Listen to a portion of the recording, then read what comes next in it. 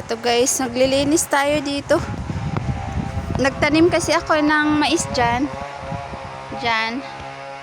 Bali, yung dito kasi marumi pa. Ayan, pinaghihila ko yung mga sitaw para malinisan natin to kasi tataniman ko mamayang 5:30 PM. Yung tinanim ko pala na guys. Yan, nyug. Ayun, sabi nung namin, ilipat ko daw yung isa. Kasi malapit daw.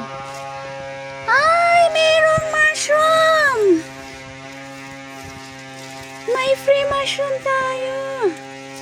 Ayan, kanina guys, yung ulam namin ganito din eh.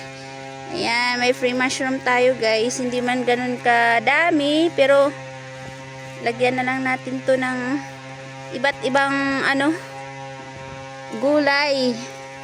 Haluan na lang natin to ng mga dahon-dahon. Matamis kasi yung sabaw nito.